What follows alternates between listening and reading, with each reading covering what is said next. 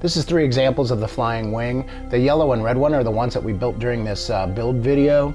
The green one was built independently of the build video. The red wing is just a fully acrobatic, crazy fast, manual fly all the way wing. The green one is an iNav wing. I put flight controller for about $80 extra. You can put on a flight controller, it'll fly missions. I've flown this above the clouds. It's just been a very good workhorse. Auto launch, all kinds of neat things on the green plane. The yellow one here has a $17 all-in-one camera, which makes it a great FPV craft for an additional $17. It's a great FPV flying wing. These 2 here are the ones that I built at the beginning of summer. The yellow one is finally done. The red one still flies 6 months later of flying it all summer. I've been posting a lot of videos to YouTube lately featuring my flying wing. It's a KFM2 30-inch wing. It flies very fast, it's very durable and stable. And when I say durable, I kind of learned to fly using that wing, and it survives crashes very well. It also flies very fast, and it's easy to put FPV gear on if you'd like to do that as well. This is a single piece of Dollar Tree foam board. Basically, it's $1, and we'll use one of these to make the wing. I'm actually going to cut one of these very carefully today, make all the measurements, make the cuts, and turn this into a wing. But then I'm going to save that as a template. I'm going to then draw it out on 2 more. We'll actually build 2 today. These 2 here will be turned into wings. This I'll leave as a template, and I suggest you do the same thing. Then when you want to build a wing in the future, all you have to do is lay the template out onto a piece of foam board, draw it out, and cut it out. It saves the next time you build a wing. It's much more quick to build it. It also uses a 1/2-inch piece of foam from Home Depot. This is the Pink Panther insulation foam, 1/2-inch rigid foam. It unfortunately you have to buy kind of a big piece of it, but a big piece of it costs $10, and it will make probably 15 wings easily. So this wing design is not mine. I found it on YouTube and started building it, but I've made quite a few improvements to it, I think, and made it more durable, and I'll kind of explain that during the build. Okay, this is the build measurements for the KFM2 30-inch wing build. I'll go through these right now, and the first one we're just going to make a template, so don't be afraid to mark up your Dollar Tree foam all you'd like. Again, this is just a single piece of Dollar Tree foam. From the back of the foam, you want to make a mark at it. 2 inches and 9 inches. And you do that on both sides.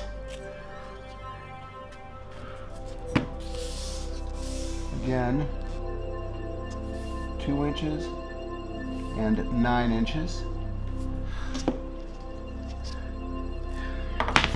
You want to make a line that goes right down the midline. And these say 30-inch foam, but they're not. They are 29 3/4. So you got to basically go 14 7/8 is the midline.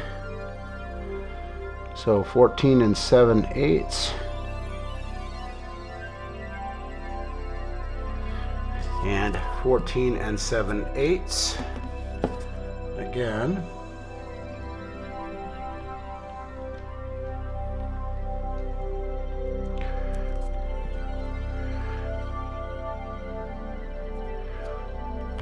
Connect those lines.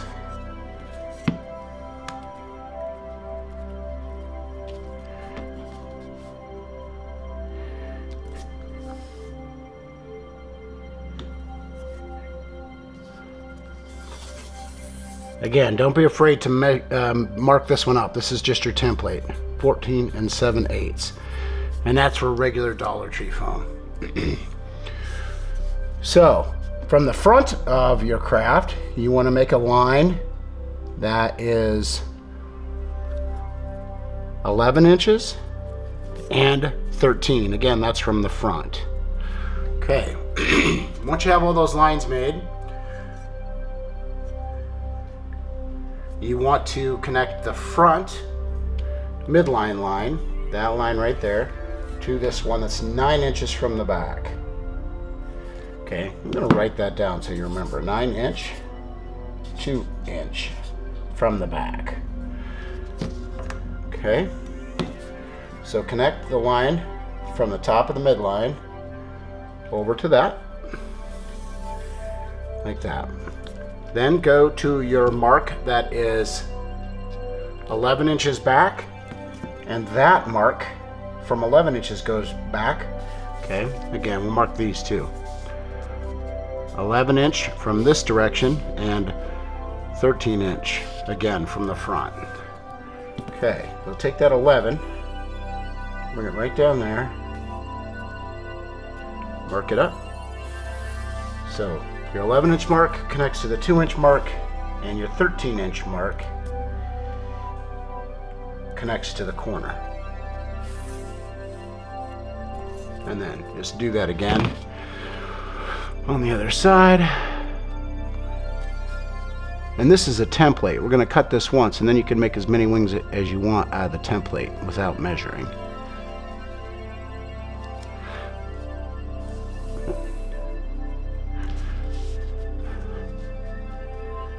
Okay.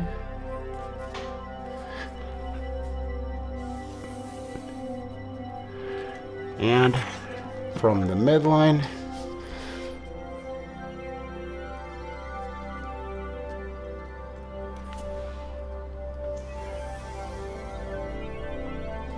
there. Now, almost done. Take the 11 inch from the front mark, and you need to go 4 inches to each side, right from the 11 inch mark. So that's 14 and 7/8 would be 18 and 7/8. So 18 and 7/8 is right there. Go back to the back, and it'd be 10 and 7/8 from here across. No, 14 is 18 and 7/8. Okay, there you go. So there's your 8 inches across, 4 inches from each side from the middle, and then slide your ruler down until you get 10 inches on the bottom line. There's no specific spot that this intersects, but just slide it down until you get 10 inches across. So at this point, 14 and 7/8 would be 9 and 7/8. Okay, 14 and 7/8 plus 5 would be 19 and 7/8, so that looks just about perfect. Make a line that goes from there over. Okay, then take your ruler and connect these lines.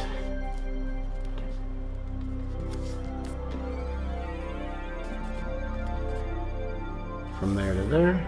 You can let it run all the way to the bottom. That's all going to get cut out. And from there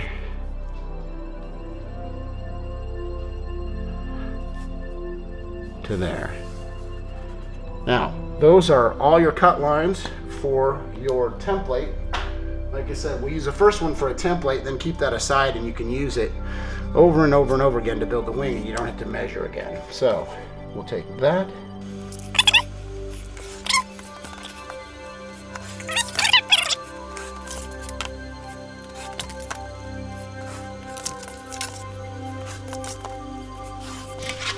That is the template for the bottom part of the wing. Now, you also need to make a template for the KFM step. So, for that, we'll set this on another piece of Dollar Tree foam. Line it up nicely. Okay. Perfect. You need to make a dot that makes this the center on the bottom piece, a dot that makes this the center, Okay, draw this out, and we want half of this 9-inch distance here, so 4.5. That's what makes it a KFM airfoil. So we will measure 4.5 from the top.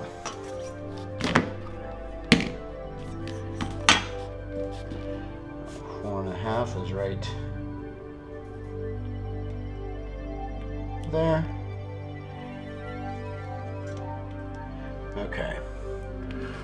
Do the same thing on the other side.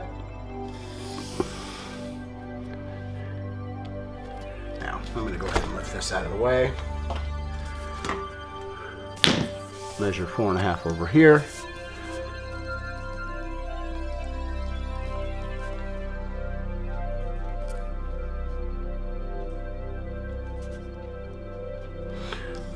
Now, in the center line, which is right here, let's make that.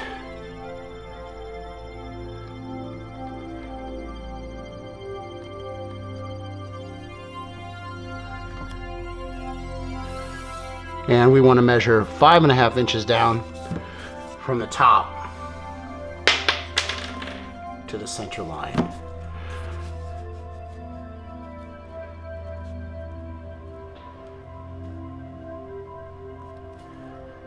5.5.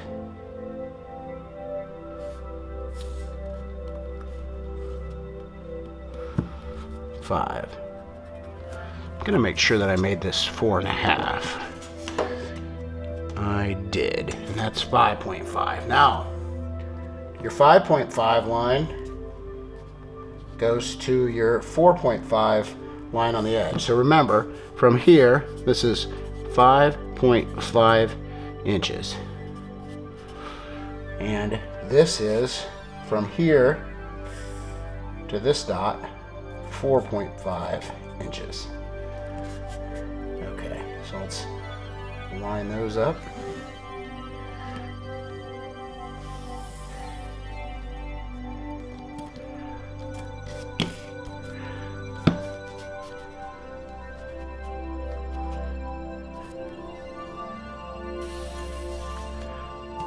That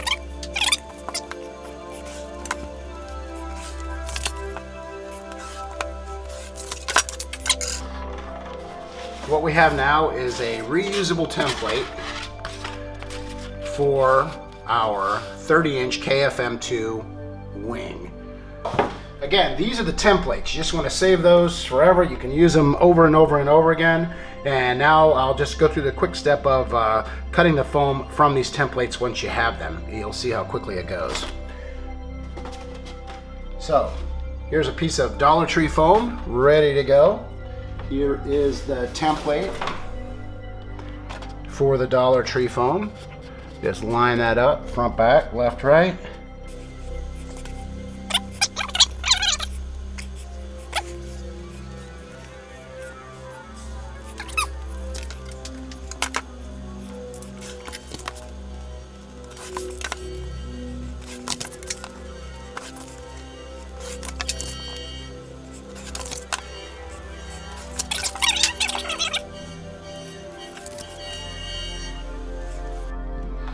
Okay, so that's going to be your bottom step.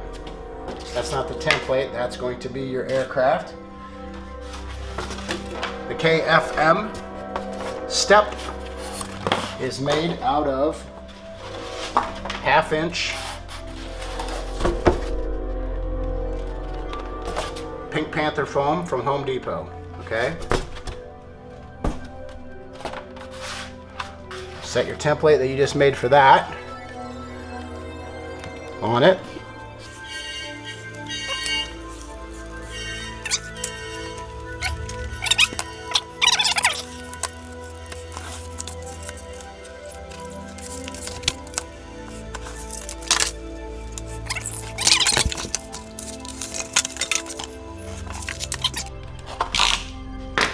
There's the KFM step.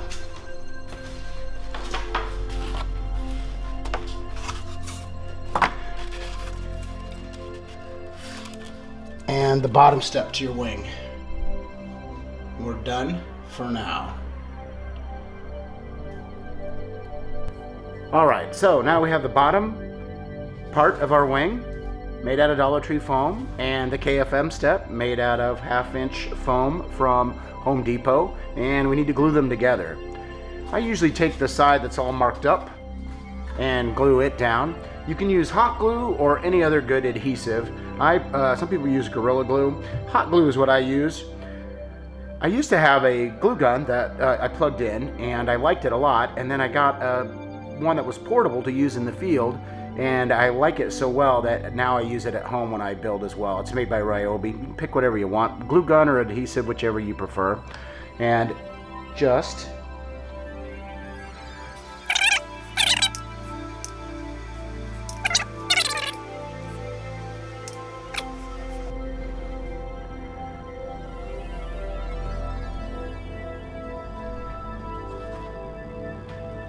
line this up nicely.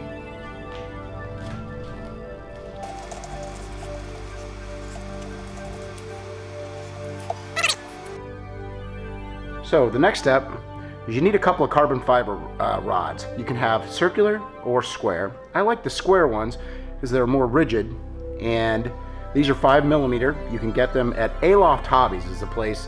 And I'm not particularly selling one place over another. It's just when it's time to find some, I have to find them, and I found this 5mm at Aloft Hobbies. I get it in a 1000mm length, 5mm, and it works very well for my purpose. I put one right there, okay, just about even with that. You need a little space to cut into the foam with it, and I put another one right here. And these two add a lot of rigidity to the frame. So you want to countersink your carbon fiber spar into the foam. The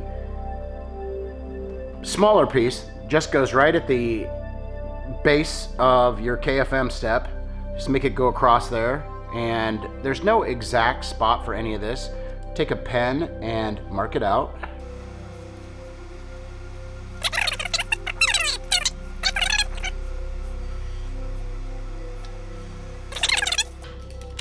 Take your sharp knife and you just cut a little bit on each of the line, maybe 4 or 5mm in, about the same size as your spar, obviously. And once you cut in, you can actually use the corner of the spar to dig the foam out. It works very well.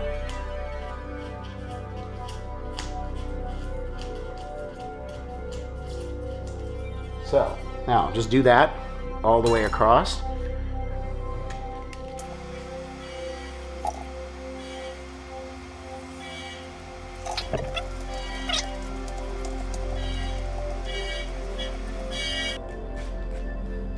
And see that that fits in there, which it does nicely. We'll glue that in there in just a minute.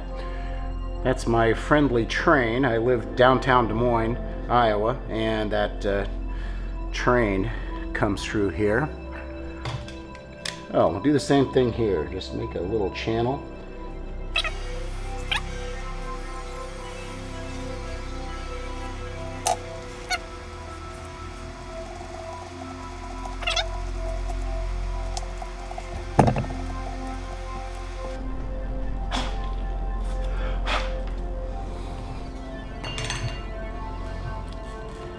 And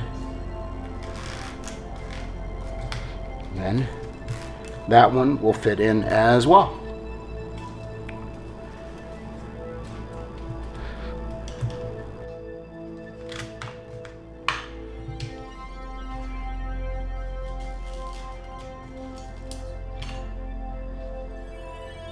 So now you want to go ahead and hot glue in your foam, or your, carbon fiber strip.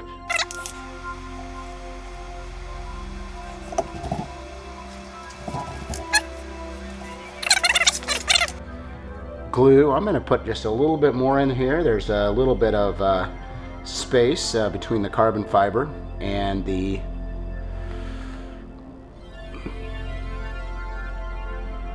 foam. So just use a piece of foam to press that in and smooth it over. There you go. Now it's flush and filled with glue up to the top level. We'll do the same thing down here.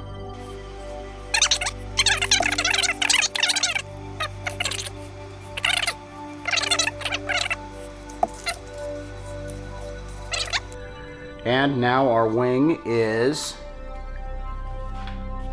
reinforced with 5mm carbon spar. Makes it much more rigid and flies true, and it survives crashes very nicely with that. Okay, so the next step is kind of my least favorite. There's two least favorite steps for me, and this is one of them. So now we have this, and it's all set up like you saw in the video, but the front edge is blunt and it needs to be sanded down. Now you can sand it by hand, that's not a problem at all. I use this little Ryobi hand sander, and that makes it pretty quick work, but still kind of my least favorite step. So I'll show you that now.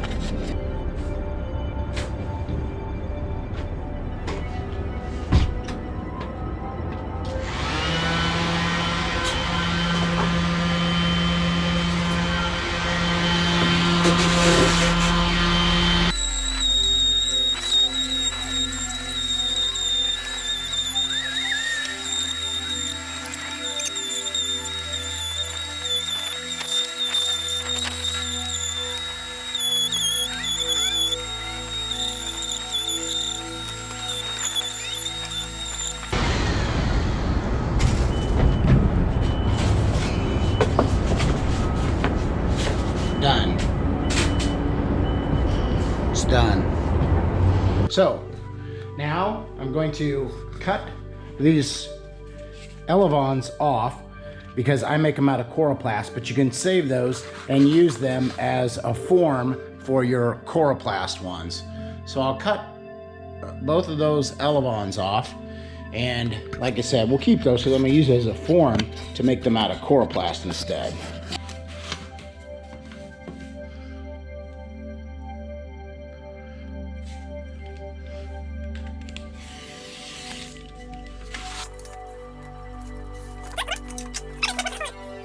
Tree foam elevons wear out pretty quickly, and if you make coroplast ones, they just last and last.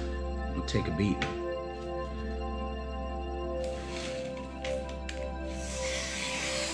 Okay, so now what I'm going to do is take just regular packing tape. I'm gonna make a red one and a yellow one, and just stripe the back of both of these with packing tape for decoration and for marking, so when I'm flying I can tell my orientation. So now we begin with the decorative part. And this is a part where some people work really, really hard for this spot. They take a lot of pride in the way that their plane looks, both close up and far away. And if you're one of those people, this step is going to take you a little bit longer. I'm not one of those people. Basically what I want to do is build a plane that looks pretty nice. My friend said from 5 feet away. So that's what I want, is a plane that looks good from 5 feet away. Certainly looks great flying through the sky. But this is something you can take as much time or as little time as you want to, but mine will go pretty quick. And of course I'll time lapse it, so, or speed it up for you.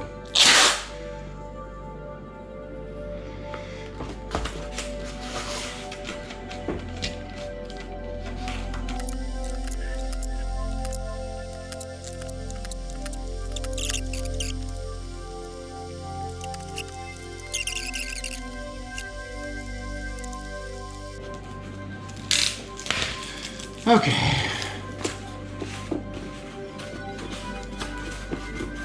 Alright, so there's the red and white one. I'm going to put blue on top of this, so that'll be red, white, and blue. I'll go ahead and stripe the bottom of the yellow one now too. So, this one's kind of rough.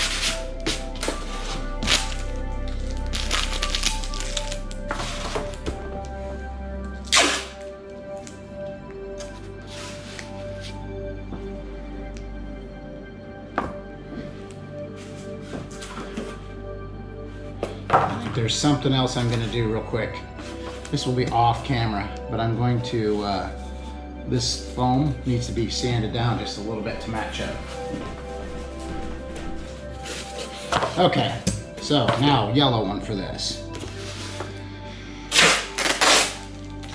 I'm doing a little extra of this yellow off because there's a little bit of red tape stuck to it.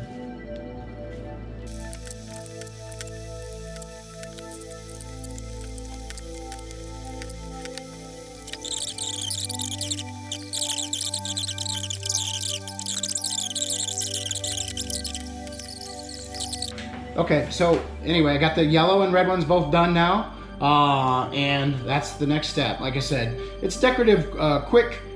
These aren't works of art, although they are pretty works of art when they're flying. All right, so the next step in the build of our speed wings is a little bi-directional tape. And the purpose of this is to reinforce the nose of the plane. So, got these decorated up, looking nice. Now we're gonna make them sturdy as well. There's a few steps that we do here that make them sturdy, that makes them different than other planes. So, just put a little bit right on the edge. Line it up nice.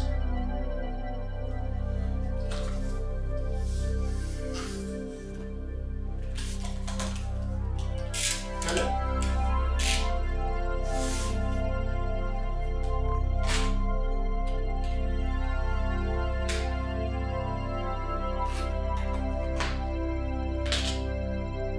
And fold it over.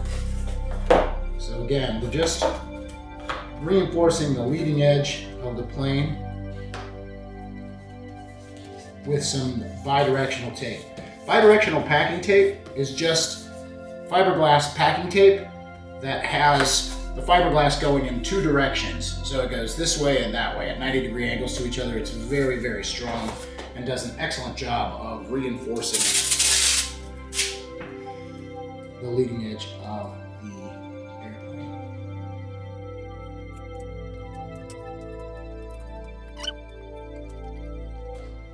And I'll tell you, I usually put one extra layer so it just comes up onto the top of this on both sides. So right now it's about halfway up the beveled edge.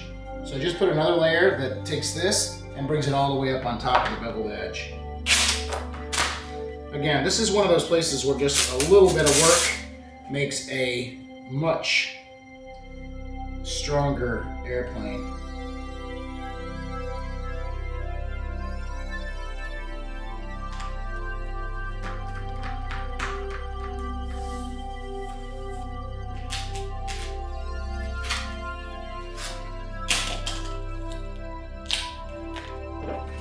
Again, there's not an exact precision, and I didn't actually quite get it on top of the beveled edge, only so that I could flip it, make sure that this one can flip over all the way over to the other side as well.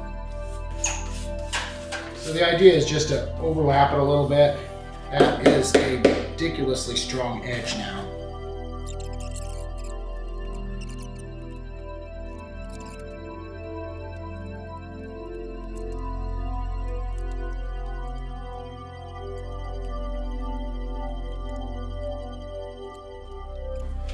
Now we have the bidirectional tape on the leading edge of both wings, and that is a marked durability step.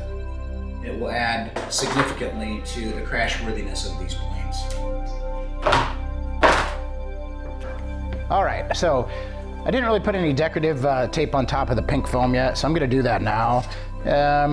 The yellow and white one, I want to be like a bumblebee, so I'm going to make that yellow and white and black, so I'll put black on top of here, and the other one I want to be red, white, and blue, so I will put blue on top of the other one. So basically, again, this is one of those steps where you can spend as much or as little time trying to get it exactly perfect as you would like. I'm going to spend a medium amount of time.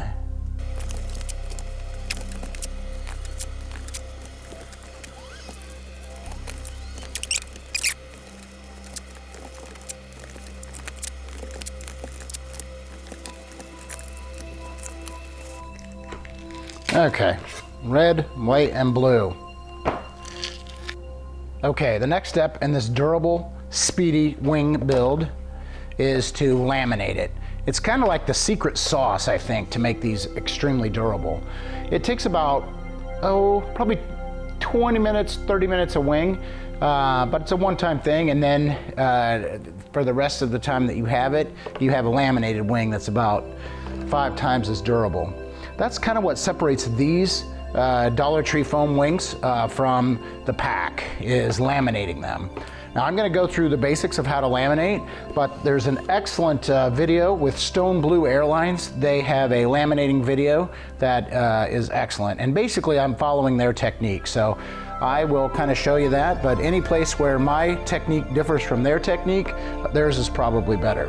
So basically this is 3mm laminate. It is self-adhesive on one side. You can get it on Amazon, 3mm laminate. I had to buy 2 rolls of it at the time. I don't know if you can buy 1 roll right now or not, but I had to buy 2 rolls, and it was kind of expensive. I believe it was about 40 bucks to buy 2 rolls, but so far I've done a lot of airplanes, and I've used maybe 5% of the first roll. So maybe if you have a buddy who's gonna build, maybe each of you spend 20 bucks and get a, just split the order and each of you take a roll.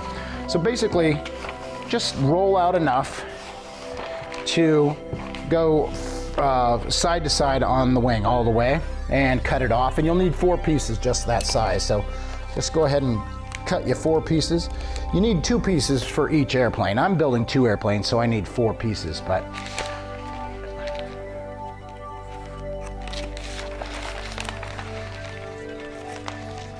you need 1 piece for each side of the airplane.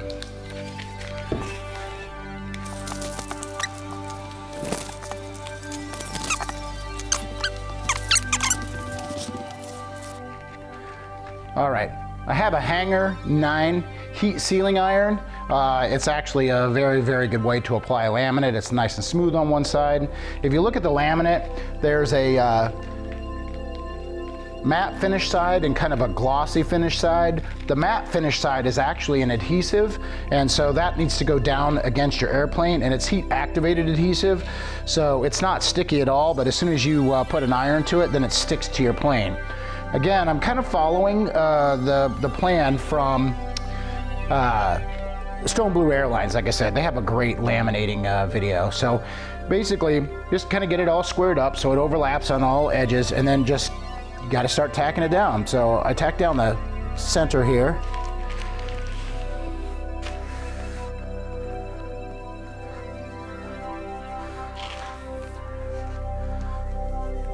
And if you watch their video, they kind of talk about just striping it out.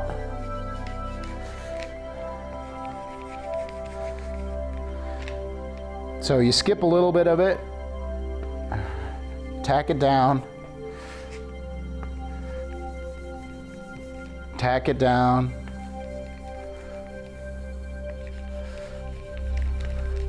Okay, now once that's done, then just start connecting the spots that aren't tacked down.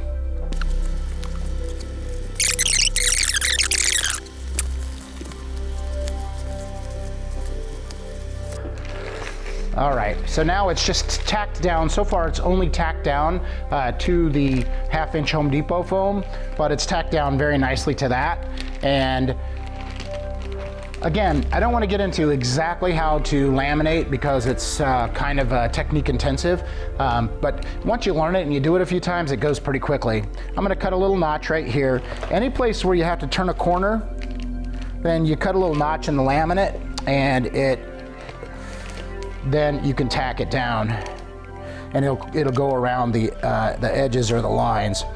So I trimmed here, I trimmed here, I trimmed right at the nose, okay? And now I have this laminate. Again, especially on leading edge stuff, you want this stuff to flap over to the other side, and then you are putting a laminate right across the leading edge like this, and it's excellent. So there's more here than I need because this is going on to the back side. So just trim her down so that it overlaps to the back side some. but not a lot, because remember, we're going to laminate the backside and bring that around to the front as well. So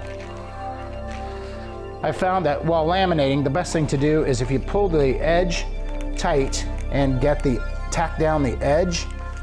So pull the laminate tight with your fingers and then tack down right where the laminate goes across the edge.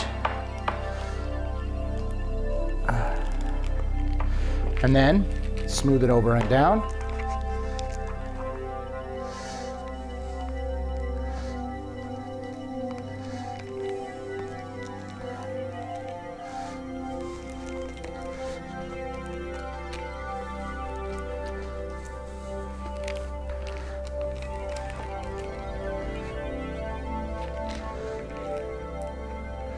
Okay, so now there's one edge laminated nicely.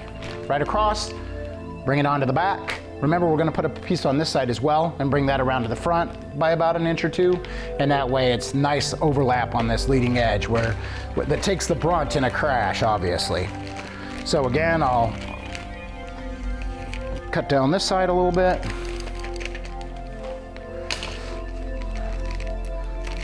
Bring it up nice.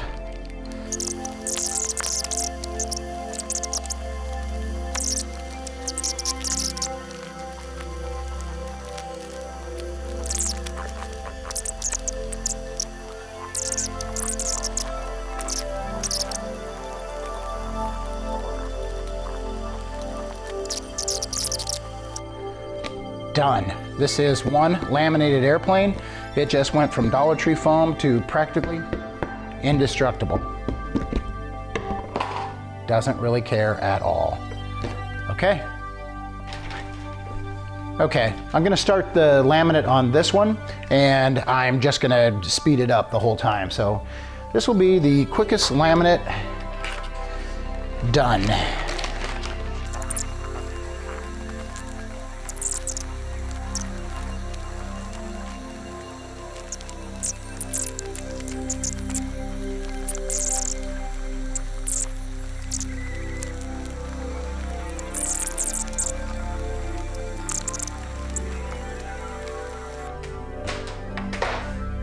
Okay, so the Bumblebee is laminated as well. So now 2 very durable planes. On to the next step. So this is a scratch-built wing. Basically takes about 2 hours to build it, and it flies about 60 or 70 miles an hour, fully acrobatic. And here we go.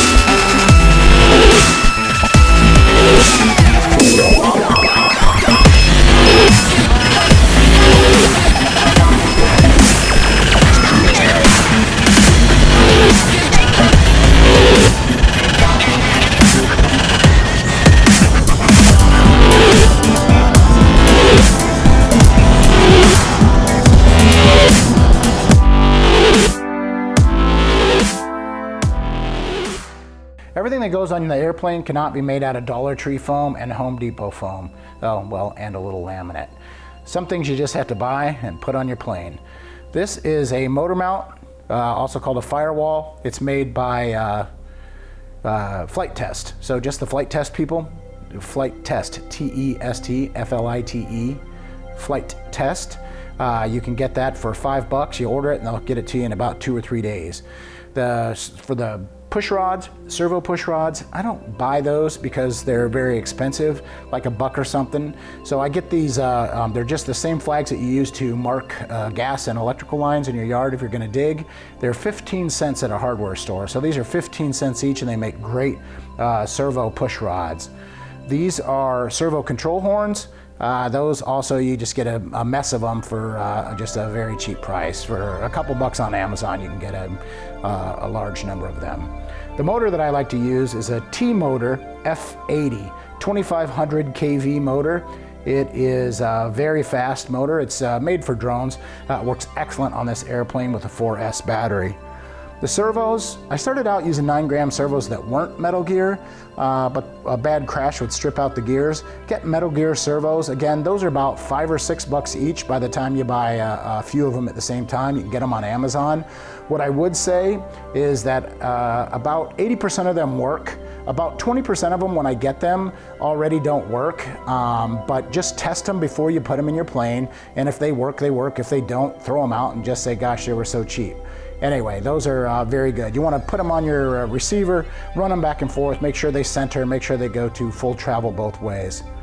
Whatever receiver you like to use is fine. Just get an inexpensive receiver. I use the orange receiver that works with Spectrum. You can get that at hobbyking for about 17 or 18 bucks. They're a very, very nice receiver. The Propeller is a 5.43 by 3 prop. Again, that's a drone prop, but it works so very well on this airplane along with that motor there. You'll just be happy with that combination, absolutely. The one item that I kind of splurge on a little bit is I get a full 40 amp ESC by Cobra. That is an excellent ESC, and the BEC for the servos. So the circuit that runs the servos is 6 amps. And that's a lot of power for your servos. It's not going to brown out or cause you any problems when you want to make high-speed maneuvers. So I'd say very, very good things about this ESC. So basically, those are the things that you need in addition to the Home Depot foam and things that we've already talked about. So it's time to make the template for the side fins for the airplane. I won't make a template for the elevons because the elevons are already cut off of the foam and they're kind of their own template, so just use those to cut out the coroplast. But I'll make a template here for this. So first we need to measure out 9 inches.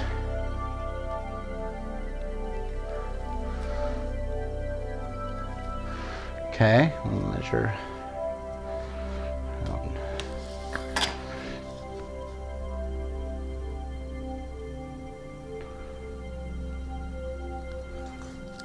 9 inches up here as well.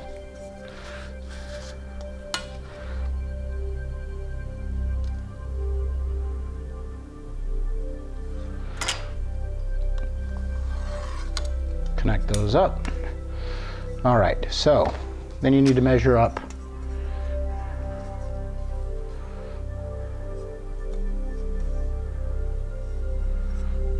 2 inches.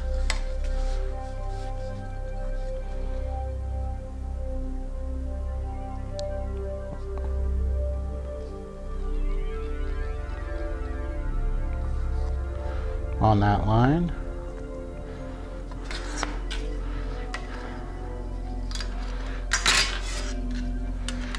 I've got a T-square, but it's too long for my work surface right now. So we'll go up 2 inches on this side too.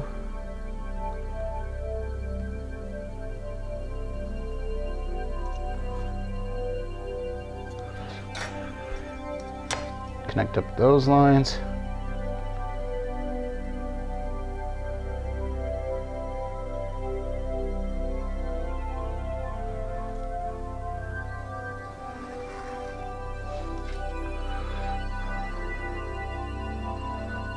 And need another one at 5 inches. So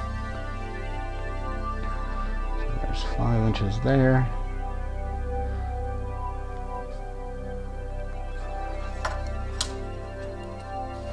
And remember, this is for the template.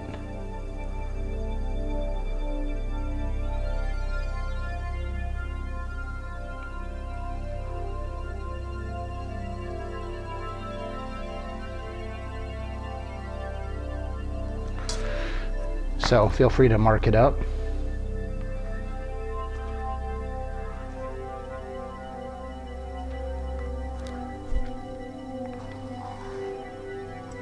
Okay, so this is 2 inches.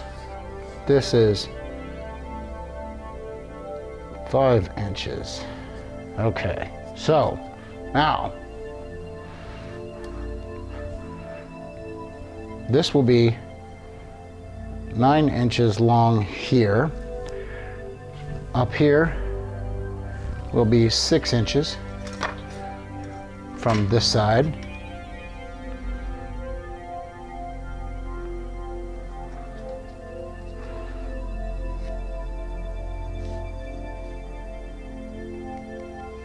And will be 7 inches from this side.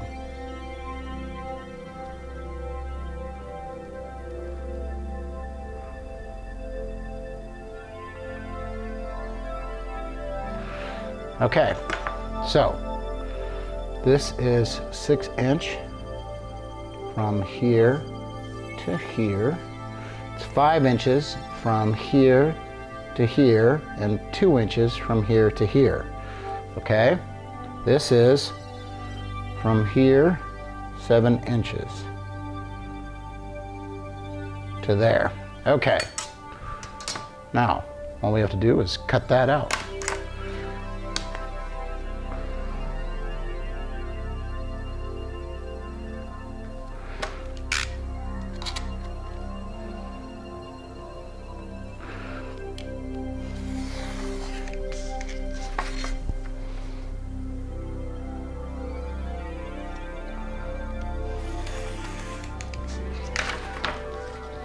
Okay, then from the 6 inch mark down to the point, and from the 7 inch mark down to the point. Okay, so there is the template right there for our fins. Okay, so I have my red coroplast and my yellow coroplast. I'll make a couple of red ones and a couple of yellow ones right now.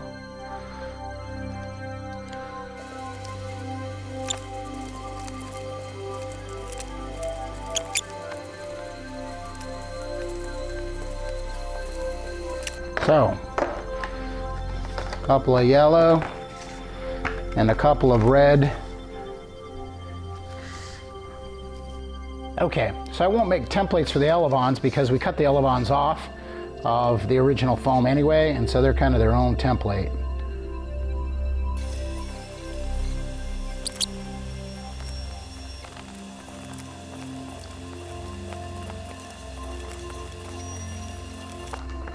We got the elevons and the fins made.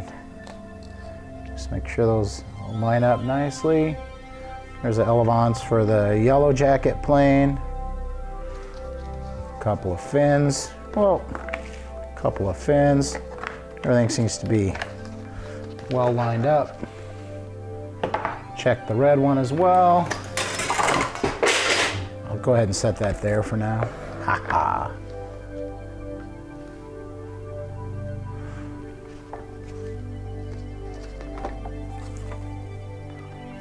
Okay. There are the elevons for the red plane. They don't look as good on this side as they do on the other side, of course.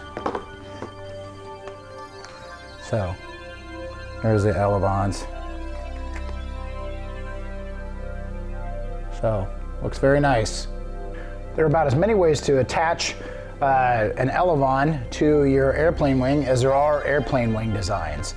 My personal favorite, it's basically because it's pretty easy, is to line it up, make sure that's going to fit fine, take the bottom edge of this now, okay, and cut a 45-degree bevel just down the edge of the coroplast.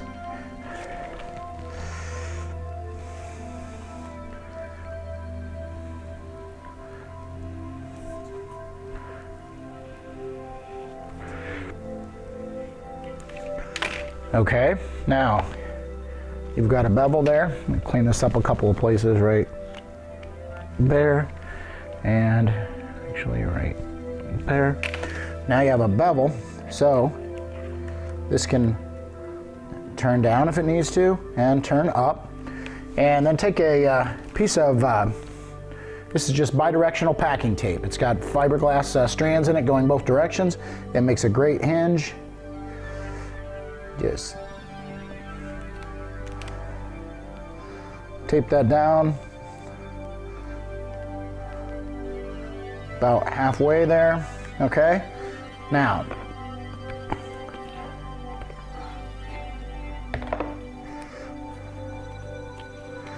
I'm going to go ahead and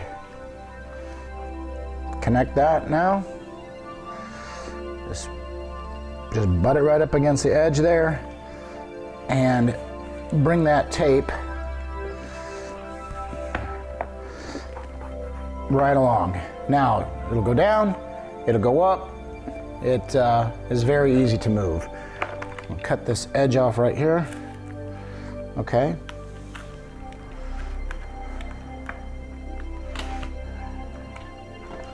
Again, plenty of throw both directions. Now, the next thing you want to do is take this and flip it all the way up like this, okay? So flip it so it's up. Take another piece of tape,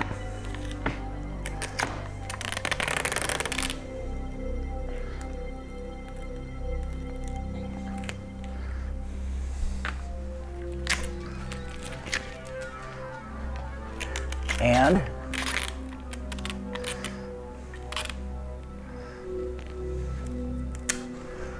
put it on the other side. So again, flip it up, find about the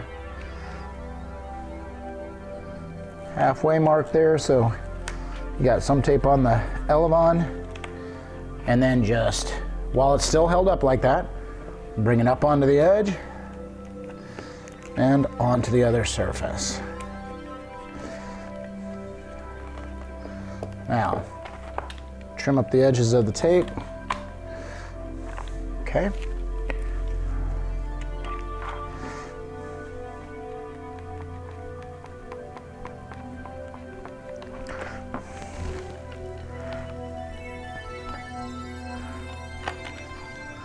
And you have an elevon that moves in either direction without any kinking or binding. So, very nice. Let's see if we can get a good angle of it that way. There you go. Bend either way very nicely. So just repeat that for all the other elevons.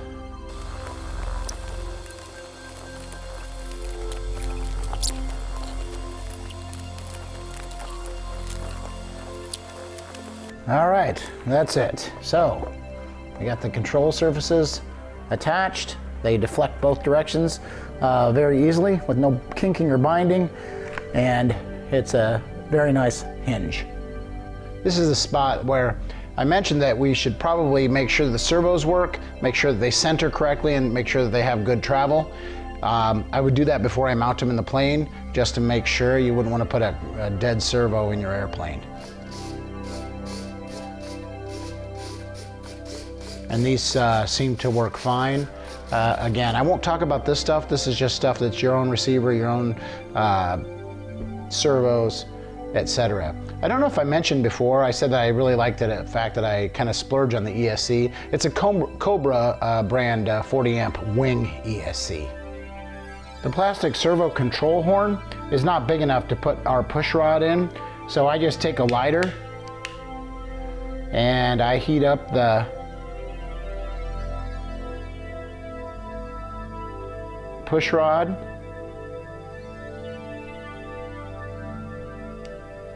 and then just push it through kind of close to the end in the second hole, and just run it through. Take the cold part and put it through so that it's doesn't stay melty, and it's nice, keeps the hole nice and open. So there you go, and just do that on both sides. You'll have to do those on the control horns that go in the back of the on the elevon as well. All right, so we tested our servos for proper function, made sure they center all right, and let's go ahead and get those mounted into the airplane. Basically, you want to put this, so the servo control horn, first of all, make sure that that's centered when you put it on here. So you center it all on your radio, make sure it's centered when you put the control horn on, and then you want it to be at a 90-degree angle to the elevon, and maybe an inch into the half-inch foam. You kind of want to have this stuff kind of forward if you can, because it works out best for the center of gravity. So I'm just going to draw a line here where I want this servo to go.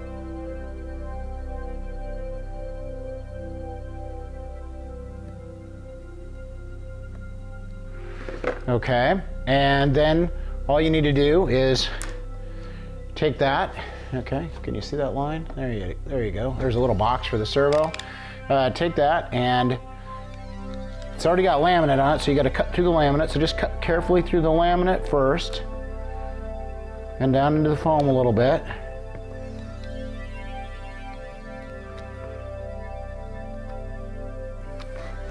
And then that laminate and blue tape should come right up.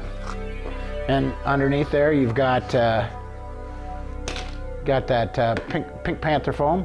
Just kind of dig that out of there.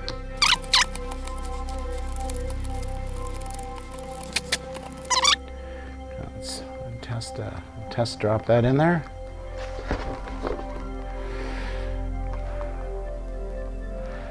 Okay, that fits.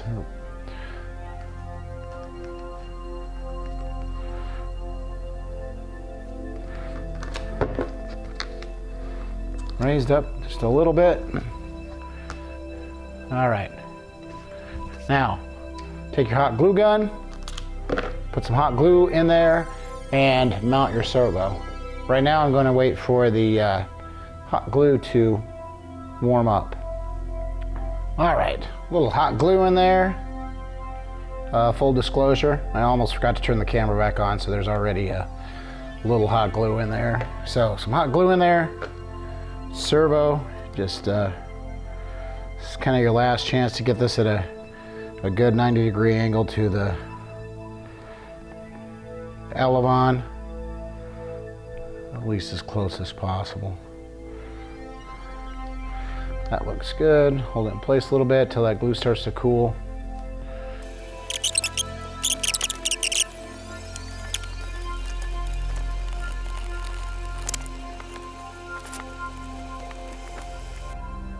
Okay, so now while we're doing all this, we can also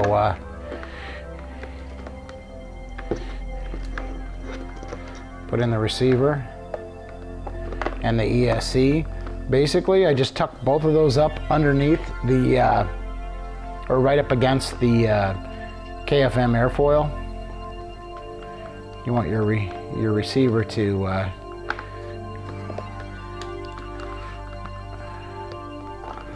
come out in a fashion that allows your antenna to be at 90-degree angles.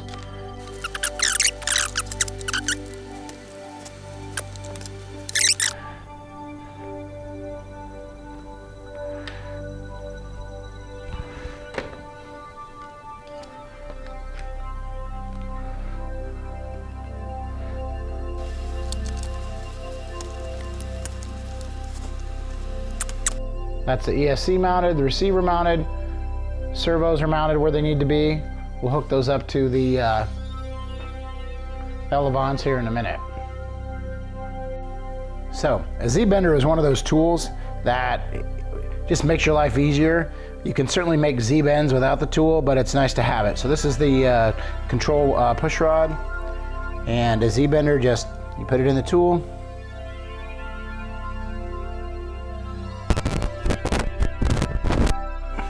and you have a nice Z-bend, okay? So I do that here with both of these that go into the servos.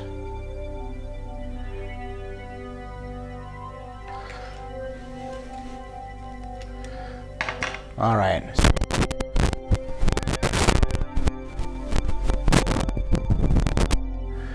go into the servos nicely. Flags still attached. You don't have to do that. It's just the other end of the flag.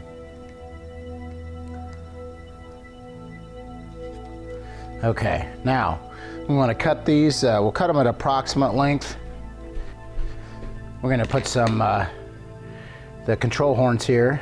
So I'm going to cut them just a little, probably a little long right now, and then adjust them more here in a bit.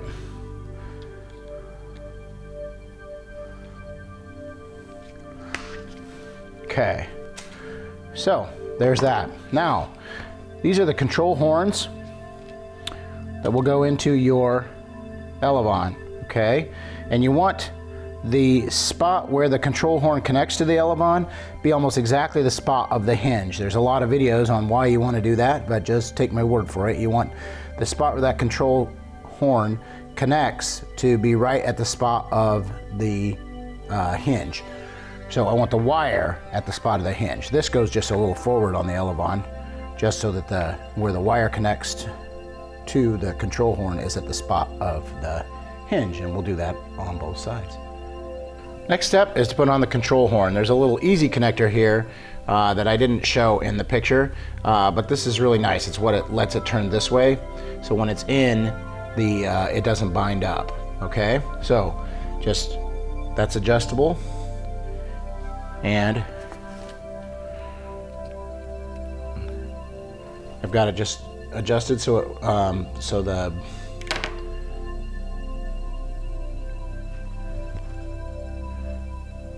control rod can slide in there easily. Okay, so now it's on there. All right, and you want to put this on here so that it's at just a 90-degree angle, and you want this easy connector to be right over the hinge when you're done. So that's very important for the throw of your servo.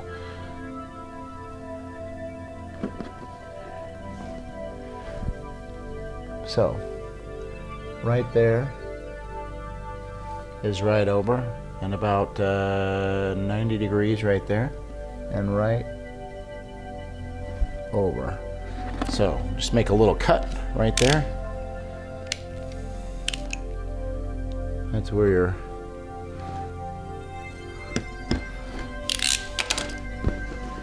control horn will poke in.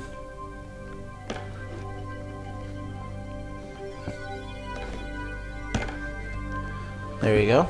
So that's in on one side. All right, we'll just do this.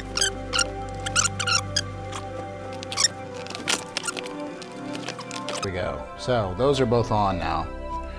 Put a little bit of hot glue on this side and a little bit of hot glue on the other side. It comes with a little keeper, but I have found that I don't really need that little keeper on the other side if I hot glue it. And then if I ever want to take it out or do any repair, that keeper is kind of difficult to get out of the hot glue. So these stay in just fine if you just put them in the hot glue. Got that in there. Got the hot glue gun warmed up here. Pull that out. Just put a little bit of hot glue right there.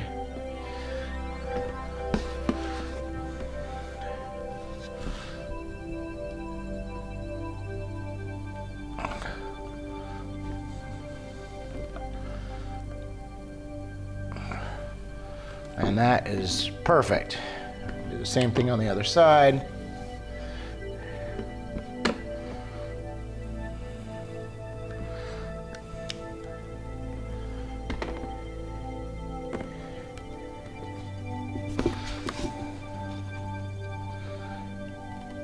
Perfect. I try to do as little as possible off camera so that the whole build video is kind of documented. The one thing that I did do is I put 3.5 millimeter bullet connectors on the end of this motor leads. So I did that off camera. If you don't have 3.5 inch bullet connectors, you can solder these directly to the ESC, but since I'm using drone props, and you usually get a pair of drone props, one in one direction and one in the other direction, it's best if you can easily switch the direction of the motor just by switching two of the leads without having to unsolder. So I usually put bullet connectors on the end of my motor leads, and so again, apologize for not doing that on camera.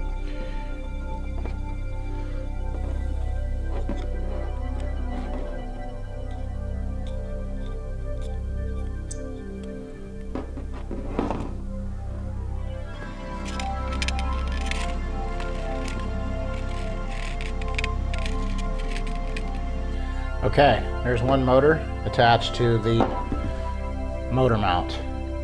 So we got the motor all mounted into the motor mount.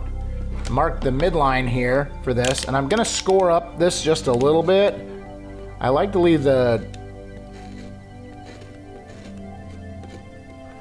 laminate on there just for extra durability, but the glue doesn't stick really well to the laminate, so I just cut a little bit of holes in it. I'm going to glue it, and then I'm going to bring this edge of the motor mount right up flush with the carbon fiber spar.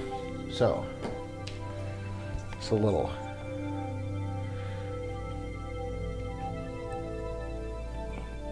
hot glue on the motor mount.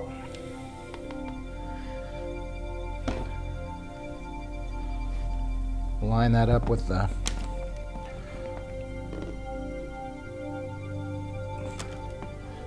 midpoint line. The shaft of the motor needs to just be basically midpoint. Press that in just a little bit, and looks good. Put a little more.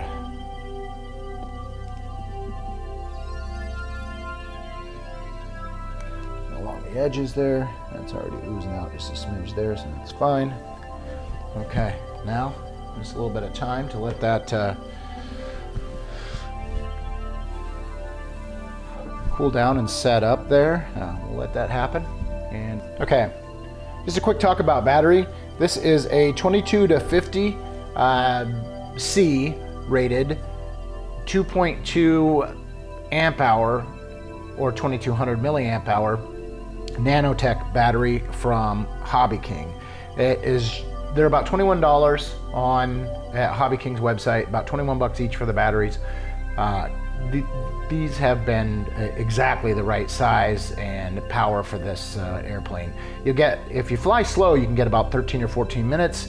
If you fly somewhat fast, 8 or 9 minutes. And if you just open up the throttle all the way and fly the whole time with full throttle, which is what I usually do, you get about 4.5 minutes out of one of these batteries. They're also just the right size and the right weight. Now, that goes in the nose. You kind of want it to butt up against this back spar, so you want the back of the battery back against that back spar, okay, which you can't see anymore because it's laminated, but you can see it back there.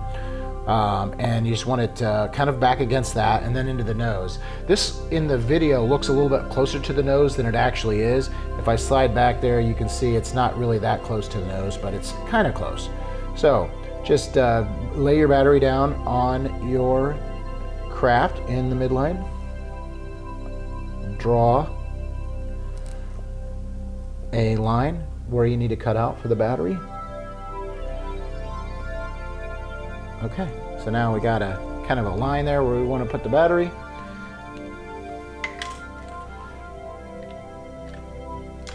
And then the usual plan here, take your knife, cut down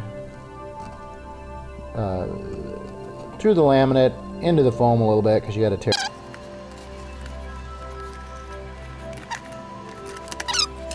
Get in there with something and dig this out. Basically dig it out to the white foam underneath. And we'll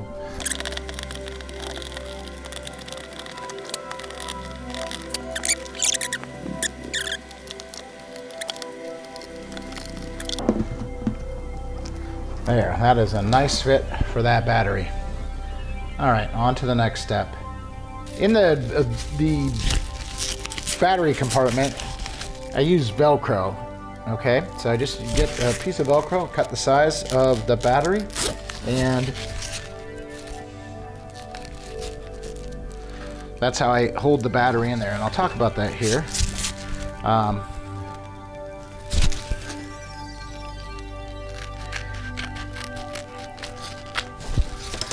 Also, this is a preference, and I'll tell you why. I always put the rough part of the battery, the rough part of Velcro, I put it on my planes, and I put the soft part on my batteries. And the reason I put the soft part on my batteries is I'm always reaching into a bag of batteries to grab a battery, and I don't want to get abraded up by the hard part of Velcro. So I always put the soft part on batteries, and the hard part goes, or the hook side, I always put in or on my planes. So just make a little bed of hot glue in here to put this Velcro in so that it's nice and level, so that's something for your battery to connect up with, or your battery to interface with on the Velcro here.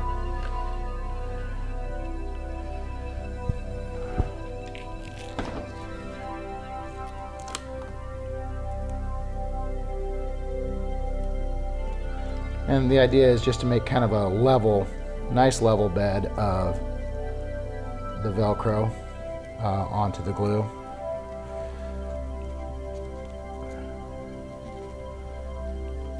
So that's in there. It will interface nicely with the bottom of this battery. I'll tell you one more thing while we're on it.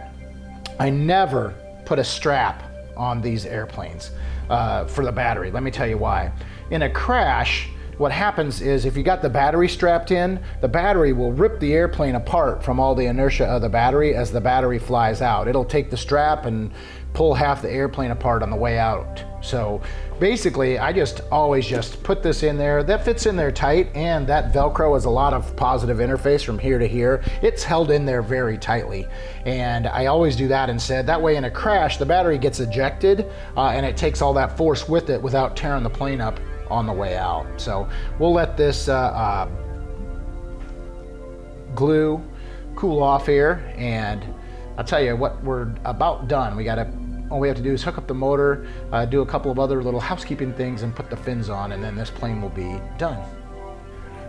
So I connected up the bullet connectors, and I noted which way the motor was spinning. If it's spinning the wrong way, you just change two of them, but that's stuff that I'm not teaching in this video.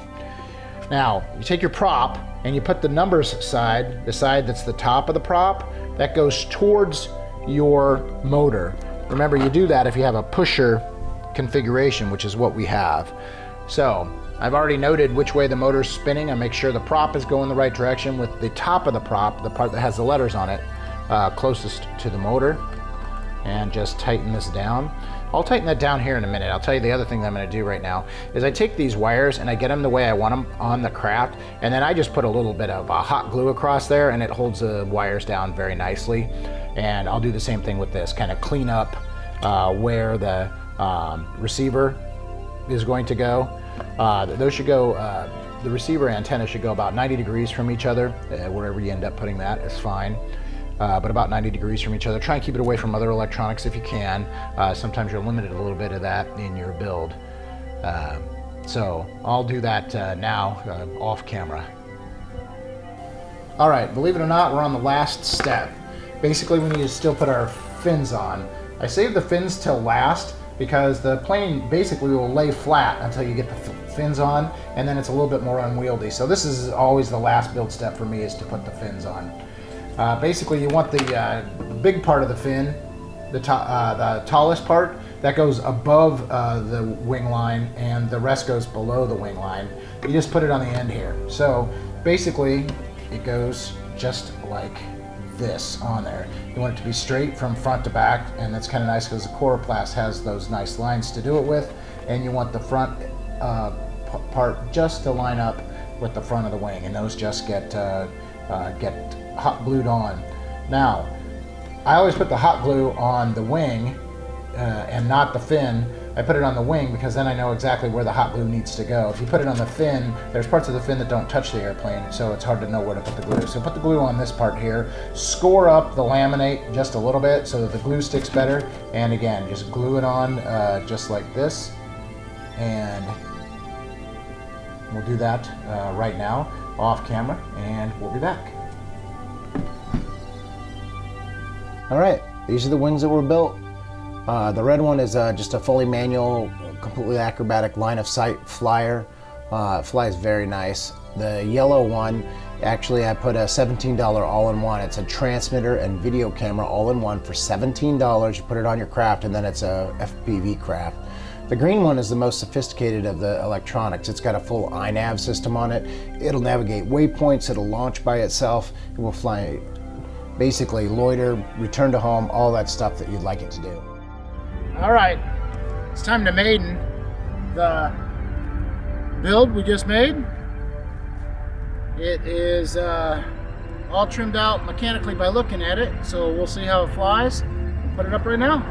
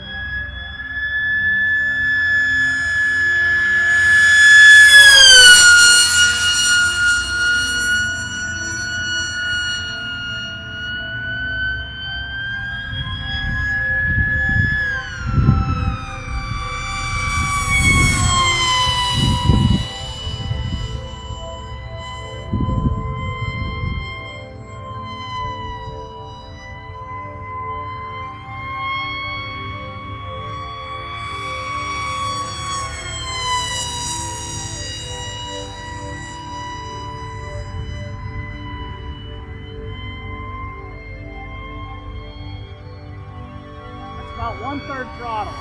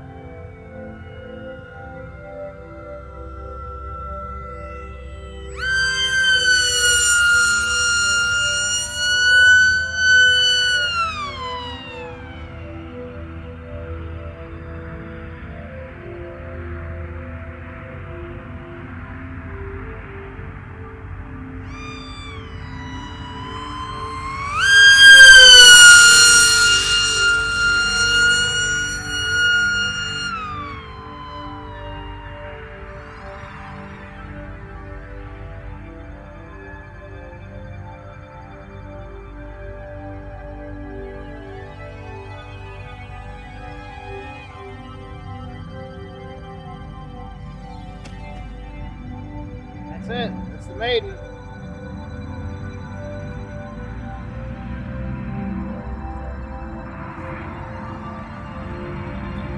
So it's got plus 26 of down trim and 14 of roll in it. I'll adjust that mechanically, but that's not too bad for trimming on its maiden flight.